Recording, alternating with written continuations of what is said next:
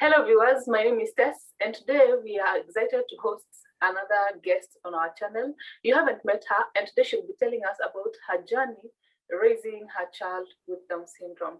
And without further ado, we'll ask her to introduce herself. Hi viewers, my name is Mourine. I'm a sociologist by profession. I am a mother of 3 babies. My firstborn is 11 years, secondborn 5, and the other one, who's the reason why we are here today, would have been 3 this month. Her name is Ivana Ariella. So I go by the name Mama Ivana when you're talking about Down syndrome. I talk about Down syndrome with quite a lot of passion because I know what it means, and I'm passionate about talking about Down syndrome. So tell us, Mama Ivana, what year was your daughter born? So my baby was born in 2018, the month of April. It was a very interesting journey for me. Her pregnancy was quite unique. I gave birth to her I had a normal delivery, but prior to the delivery point, my baby moved her position while in the tummy, like I think 2 or 3 weeks to delivery. And therefore there were chances, I was open to chances of me going through CS, but somehow as God would have had it, I didn't go through cesarean section. But I went through the normal delivery. My baby came out as a very healthy baby, 4.2 kgs. So it was an exciting moment at that time. Yeah, so when the doctors now are telling you, all along you've known you're going to go through a normal delivery, then you're told, then the option of CS is put on the table. What was going through your mind? Well, I was a little bit more open because my gynecologist is one who's never up to CS as a first option. So when it came to the time where he's saying we may go for CS, I was so confident and I was just okay because I was like, because when I went to the scan, I just saw and yet the baby had turned and they kept checking. And I think, when you're just about to deliver, and for me who was carrying a big baby, you're just tired. All you want to do is get this thing over with. Yeah. So I was waiting patiently and I was just open to both options because the most important thing was life for both of us and just being able to go through the delivery safely. Yeah, so for me, I was just okay with it as long as it was safe. Okay. Then now you've had your baby and they have brought the child to you. Does anyone tell you what's going on? Actually, from the hospital where I was at, I gave birth at Mombasa Hospital. I'm a resident of Mombasa. So they, after usually when the baby comes out and the baby cries and they weigh the baby, they tell you how big the baby is. They usually go with the baby, the nurses and the pediatrician go with the baby as the doctor finishes up with me at that particular point. So when I was being now wheeled out of the delivery room, that's when my pediatrician now came back. Actually, they just met me on the corridor and they stood me there at the corridor, but she didn't come back with the baby at that point. She just told me that there's some information that I needed to tell you, and that your baby has a condition called Down syndrome. But I think I was so blank until she needed to just ask, do you understand what I've just told you? I'm like, yeah. Do you know about Down syndrome? I was like, I'm not sure. Then she went ahead to try to explain to me some of the physical manifestation that probably I would relate to. And it is at that point where she said that, have you ever seen those people who have eyes that look like Chinese? Then I recalled and I was like, yeah, I have heard about it, but I was too cool. I think I was very cool for her until maybe she was thinking I am really not okay, because one, I'm a woman of faith, and at that point, the minute they gave me that report, I was in my heart, I was praying and asking God, you must do something about this in terms of healing and stuff like that. So that's how I got to know that my baby had Down syndrome. But my doctor was a really nice one because she kept on. After that, of course, I had a number of visits with her, and she kept she provided me with some booklet that has a lot of information on Down syndrome, just for me to keep understanding. But then again, Google was also my friend, just to Google and see all the other kids, how they look like and stuff like that. So you mentioned that what she was explaining, it's the features she was telling you rang a bell. So I'm curious, had you ever seen someone with a condition similar like that, but it didn't occur to you that it was Down syndrome? Yes, growing up, I remember we had there was a boy in our neighborhood who actually had those physical characteristics, but honestly, I had never ever heard about the name Down syndrome, or had someone say that they have someone or they've seen someone with Down syndrome. But I could relate from that neighbor. But then also when I was in college, I remember we had gone to a center that was taking care of people who had challenges. And I remember seeing some of the faces. I've seen some of the faces there. And in my line of work, there's a point that we were working with we were doing sports activities for special needs girls. And I remember I also saw a girl like that. So those are the only people that I had come close to with those characteristics, but I didn't know that's Down syndrome. At what point does it hit home what the doctor is trying to say? Well, I think it began to hit really hard when I went home, and now my baby cannot, she cannot get hold of the breast milk and suckle well. So I was wondering, why am I giving her my breast and she's not latching and she's letting it go? At the same time, she's crying. I can hear her stomach grumble, and I'm like, I know she's hungry, but why is she not taking milk?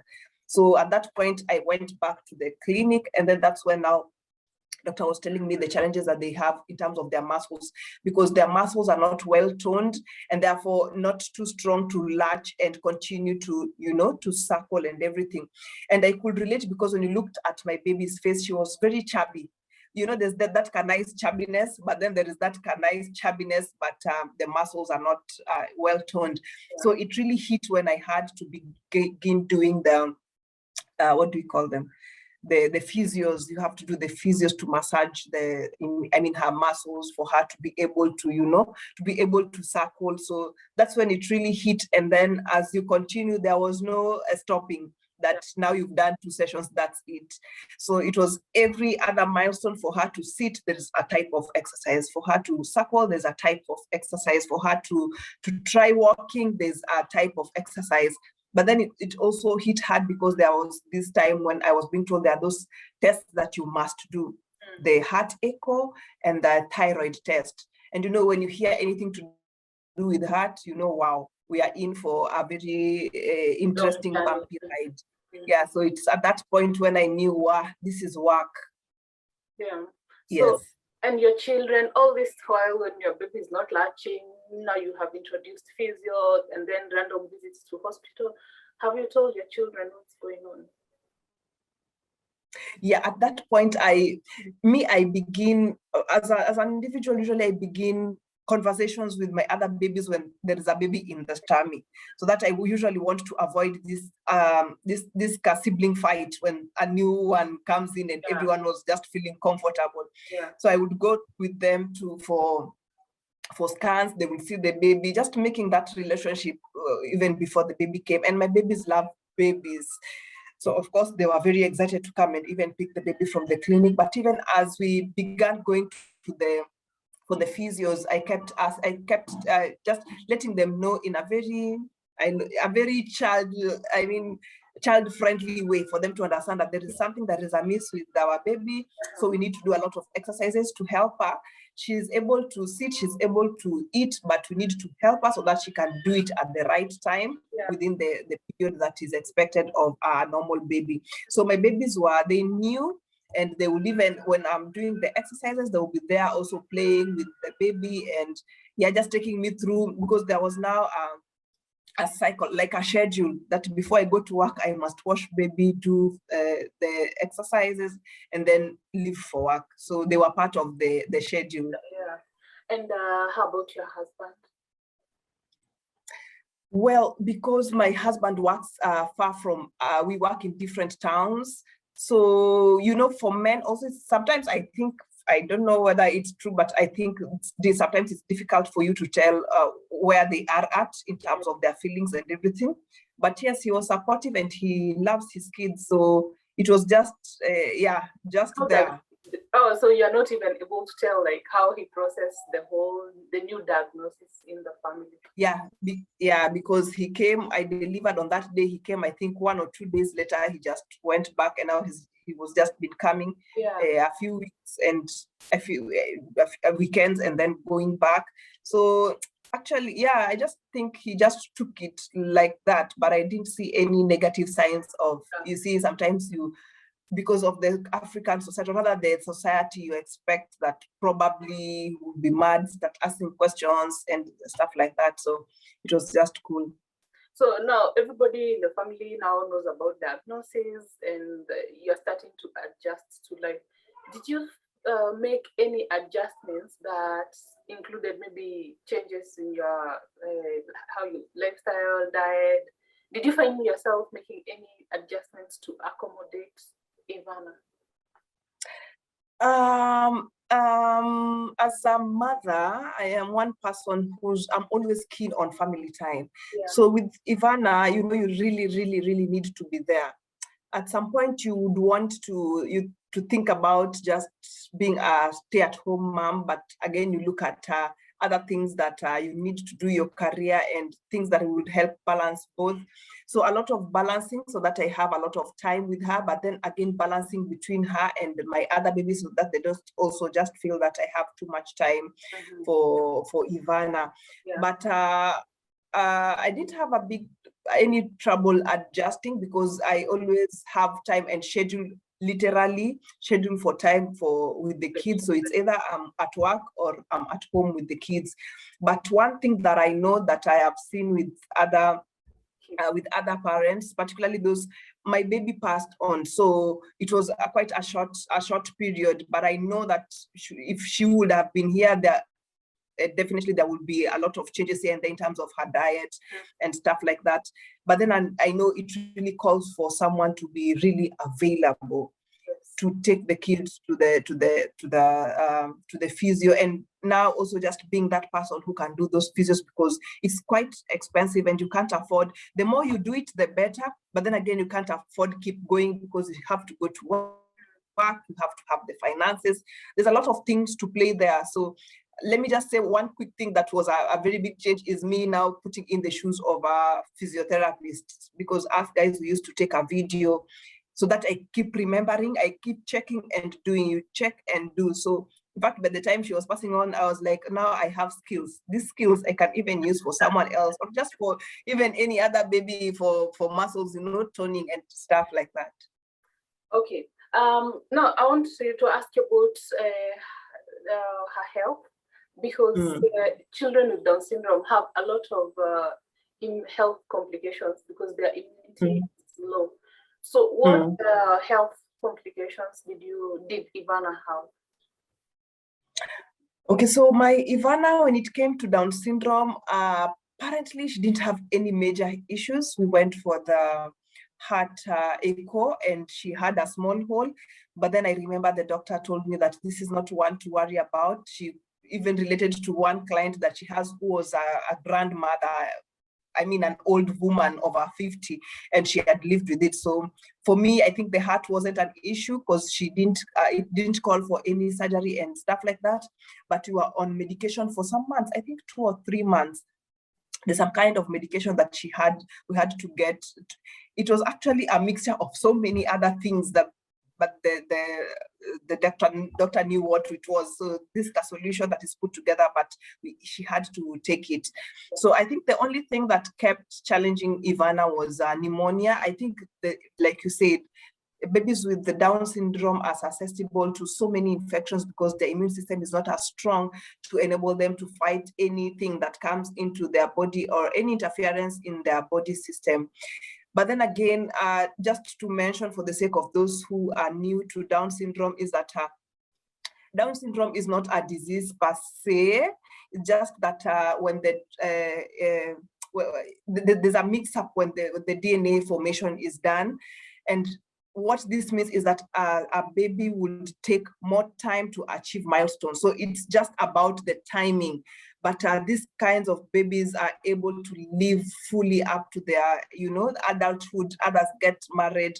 So it's just that the steps, their milestones are a little bit staggered, and therefore need a lot of support to be able to achieve their milestones. But for sure, at the end of it all, they achieve. So did Ivana suffer from pneumonia for a long time? Because for me, when my sister was alive, she had bouts of recurring pneumonia. So this week she has pneumonia, next week she doesn't have pneumonia next, until finally it overpowered her.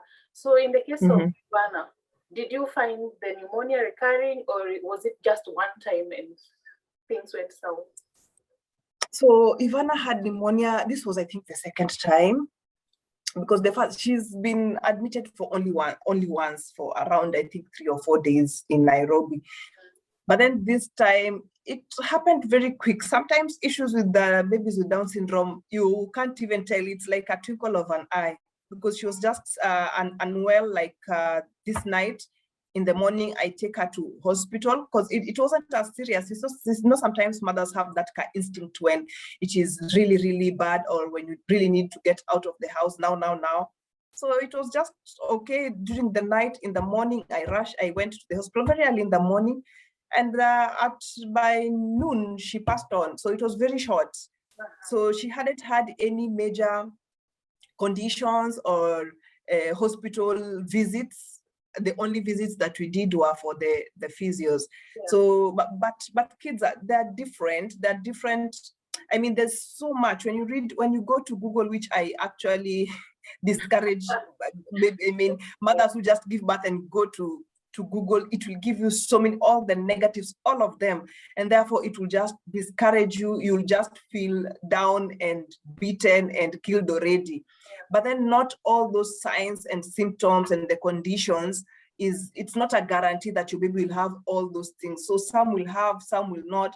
Some are just okay, no conditions, no nothing, only the physical appearances. So everyone is unique, every baby is unique, and every experience again is also unique.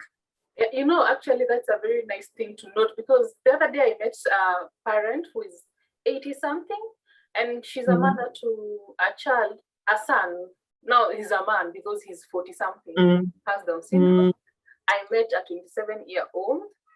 I met a 50-year-old whose mother had Down syndrome, and then she passed on, because for women who have Down syndrome, they're able to give birth. So I think it's good to note that as long as your child has any health complications, they're going to live with Down syndrome, True. Yeah. So and even to add, even with those conditions, there are those that are manageable. Yeah. So they are actually managed. Surgeries are done for the heart, and they just grow up well. And like Ivana, had it not been for pneumonia, she wouldn't have been. Yeah. Yes. Be here maybe. Yeah, of course. Yeah. And then you see, now in your case, it was only pneumonia that was the problem. When my sister was here, she had 2 holes in her heart that had to be corrected surgically. She had digestive problems. She was constipating. Choke on her milk because it would reflux. I don't know what Down syndrome and the reflux. Then we are talking about the pneumonia, and we have physio. And now your daughter was not able to latch. My sister used to latch, but when she swallowed it, and because of the open heart, I mean the hole in her heart, you could find the blood, the oxygenated blood, they were kind of mixing, you see. So it's good for parents to note that each individual has their own sets of issues. Yes. They may be healthy 100%. One might present one complication of Down syndrome, the other one might present multiple, and so on and so forth. Yeah. So let's say that everyone has a unique journey and a unique story. So there's no blueprint that this is how it goes and this is how it doesn't go. So we just take it a day at a time. So now, when your daughter dies, what goes through your mind? Okay, before I get to where your daughter dies, what milestones had you seen Ivana achieve over the 8 months? So one, Ivana would just eat very well. Now the choking part, we didn't have a lot of it. Of course, she didn't get to latch because by the time we tried all this, the exercise and everything, now I don't have milk, but she would do it through the bottle. She was just fine. Now she would suckle through the bottle very well. She had just started sitting, so she would sit upright very nicely on the chair. And we had just bought her, what do we call it? Walking what? This thing for walking is called what? That I've forgotten. Walker, yeah, baby walker. So she would even get there and, start moving around, playing around, moving the legs and everything. Yeah, she was coming up well. Yeah. So had she started using the walker? Yes, she had. Okay. So yes, she had. And now she has made all those milestones. You have someone moving around and being wheeled around to the walker, and then she's not there anymore. So what was like that? Was it like for you at that moment when the doctors tell you that she's not there anymore? I was actually there. So I saw them trying to resuscitate. Yes, I was right there. I saw they tried resuscitating. They tried. I was just on a corner.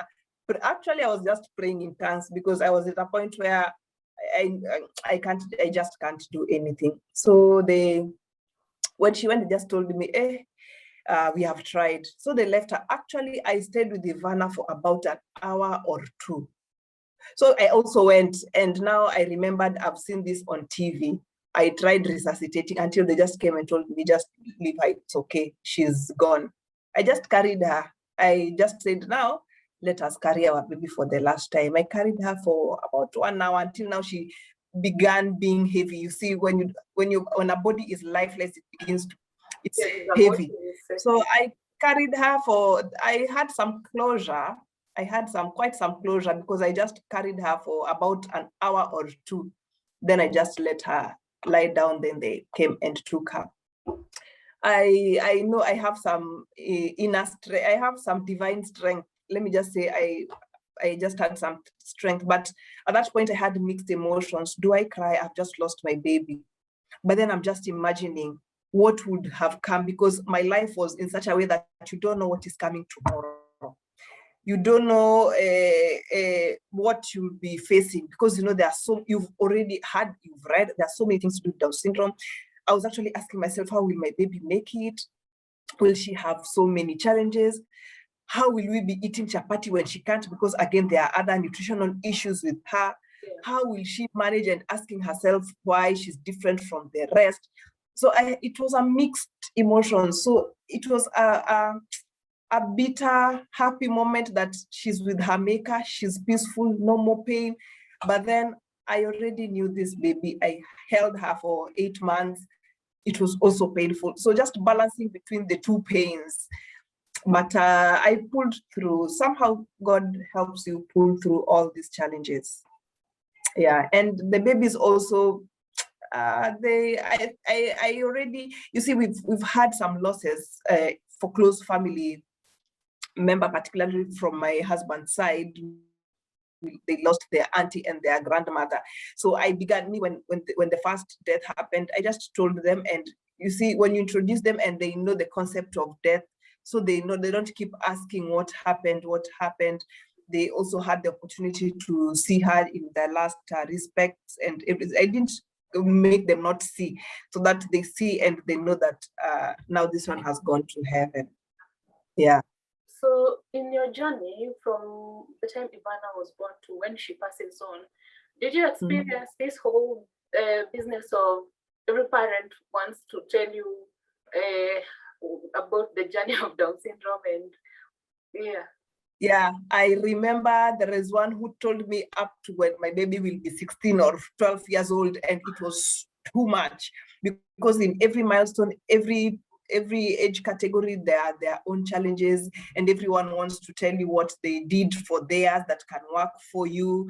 There's so much information, although it comes in as in a good way with good intentions.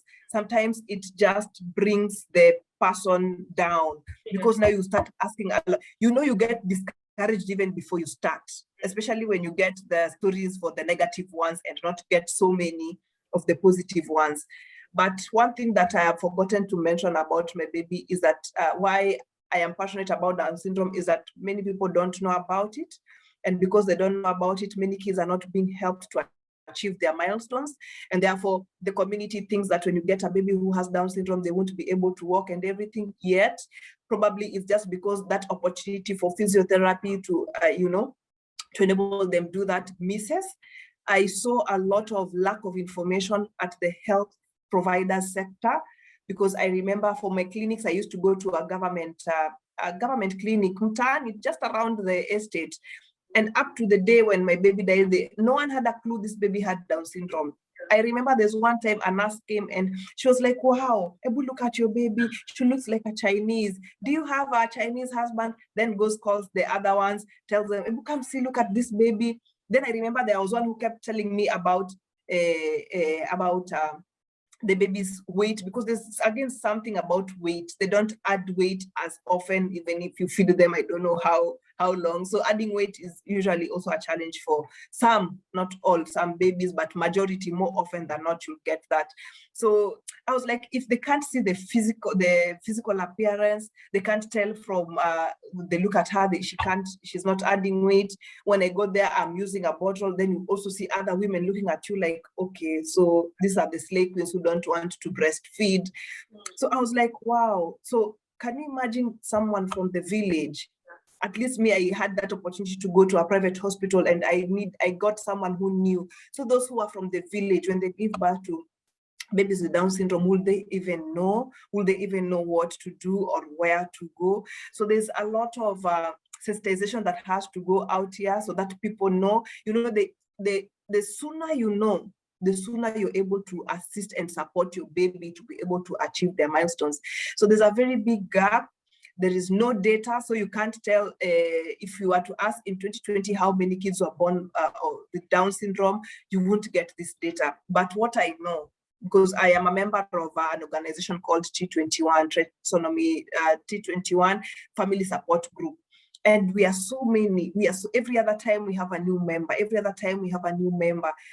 But then you're asking yourself, so if this data can't be found anywhere, how are we able to progress with one, fundraising for initiatives like on Down syndrome without any rationale and the data that is very important for us to just show that, and yet this is a problem. And I don't know whether it's because I now know what Down syndrome is, that's why I'm seeing that we have so many cases.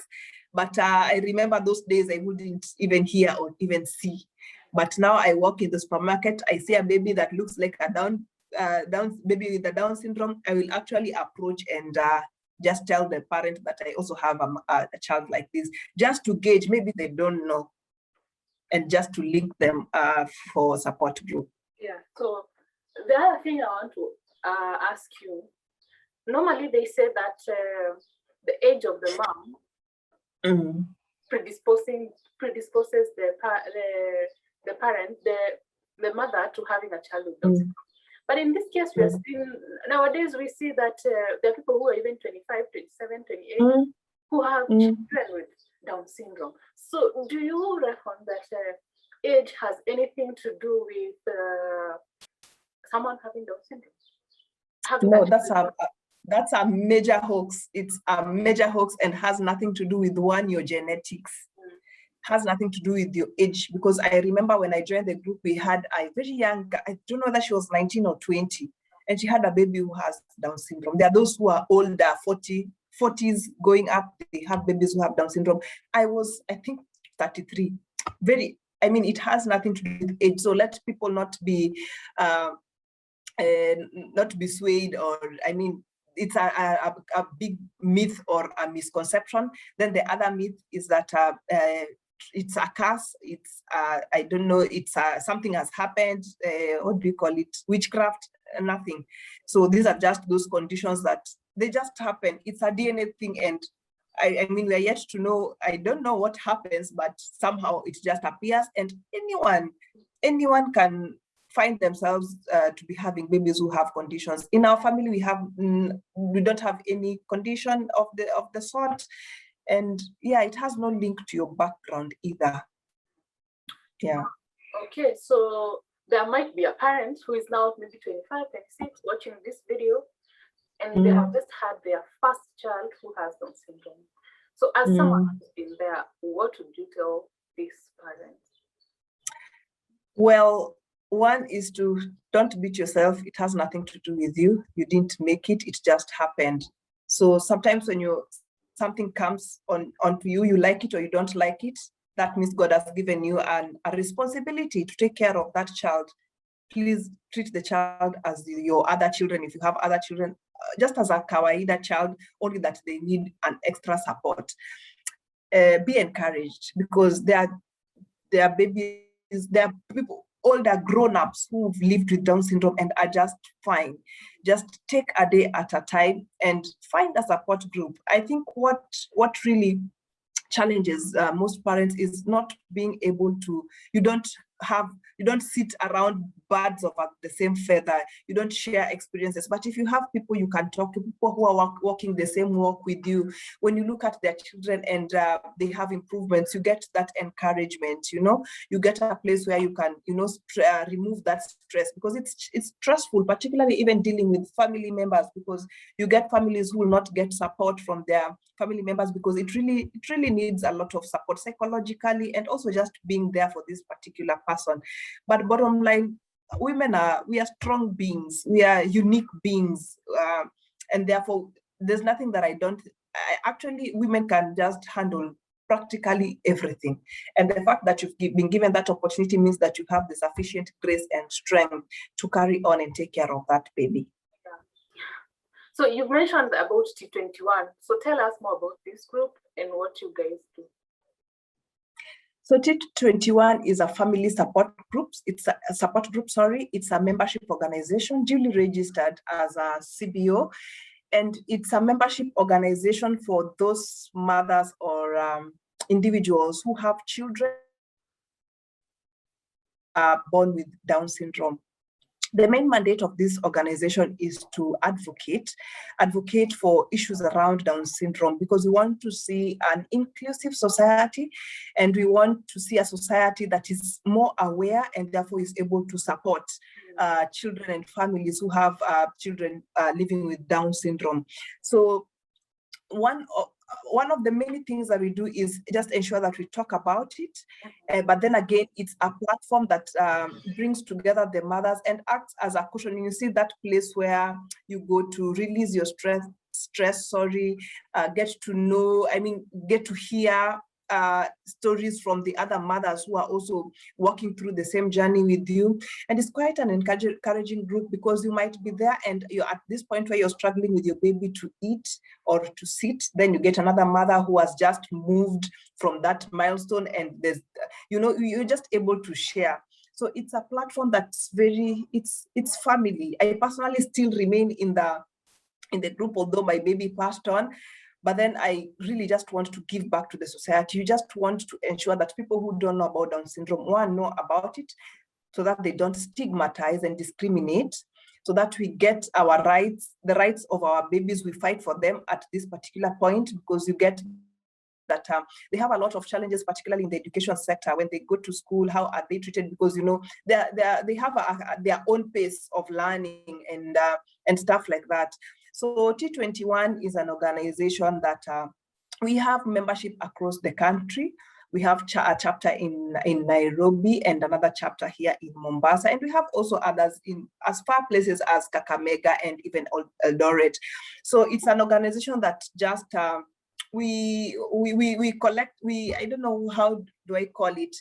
We just organize ourselves and we have initiatives. I remember during COVID, we were able to support quite a number of family members. We fundraise for support for some members, because there are members who have challenging, are economically challenged. So being able to secure any support in terms of health screening, if there are health screening services. Sometimes we organize for psychosocial support meetings. We organize for health practitioners or physicians to just come in and give some more information to the to parents. So yeah, I think we just exist for the sake of Down syndrome for the advocacy, so that the right information goes out there and they are duly respected. And we also looking forward to eliminating every stigma and discrimination, not only against Down syndrome, but any other condition out there. Yeah. Right. So we are on Twitter, we are on Facebook. You can look for us at T21 FSO, and just Google that and you'll be able to find our handles. Yes. Yeah. So I think we have come to the end of our interview. We want to thank you for granting us this interview so that we are able to create awareness, at least through your story, however short it was. Someone is able to have an insight, because the starting point is the same. It's maybe a lifespan that is different, but what you go through, there's another parent who can relate and who can borrow from. So I want to say thank you for granting us the interview. And if you're watching us and you know someone with Down syndrome, based on what we've talked about, or you are someone with a relative, or you have a child with Down syndrome, you can consider joining T21, because they even have WhatsApp groups. You can do it virtually. We're going to leave a link to their social media handles in the comment section. We're going to also get a contact of an admin or someone who can add you into the group if you want to join, so that you don't walk this journey alone, because when you do it alone, it's really hard and it's lonely. So we hope to see you next time on our next video. And if you'd like us to host Mourine again, just let us know in the comment section. And we'll see you in the next video. Keep safe and make good choices.